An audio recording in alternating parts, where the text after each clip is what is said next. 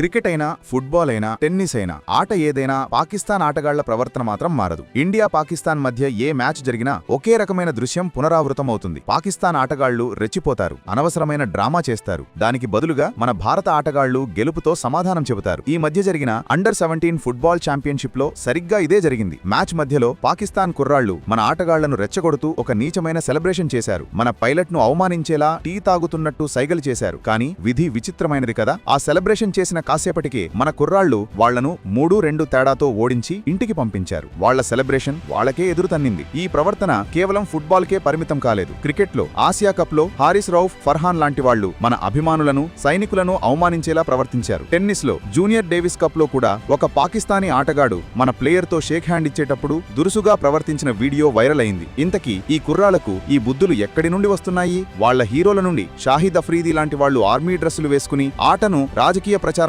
వాడుకుంటే వాళ్లను చూసి నేర్చుకునే కుర్రాళ్లు ఇంకేం చేస్తారు? ఇది ఒక తరం నుండి మరో తరానికి పాకుతున్న ఒక విష సంస్కృతి. ఇక్కడే మన భారత అథ్లెట్లకు వాళ్లకు ఉన్న తేడా స్పష్టంగా కనిపిస్తుంది. మన ఆటగాళ్లు ఎప్పుడూ తమ విలువలకు కట్టుబడి ఉంటారు. వాళ్లలాగా డ్రామాలు, రెచ్చగొట్టే పనులకు దిగరు. తమ సత్తాను మైదానంలో చూపిస్తారు. గెలుపుతోనే సమాధానం చెబుతారు. పాకిస్తాన్ ఎప్పుడు వినయం, క్రమశిక్షణ, గౌరవం నేర్చుకుంటుందో అప్పటి వరకు వాళ్లు ప్రతి టోర్నమెంట్లోనూ ఇలాగే ఓడిపోతూ ఉంటారు. ఆటలో నైపుణ్యం విఫలమైనప్పుడు వాళ్లు ఇలాంటి జిమ్మిక్కులనే నమ్ముకుంటారు. ఇలాంటి ప్రవర్తనలు చూశాక మీకేమనిపించిందో కామెంట్స్ లో చెప్పండి. ఈ నిజాన్ని ప్రతి భారతీయుడికి చేరవేయడానికి ఈ వీడియోను షేర్ చేయండి. జై హింద్.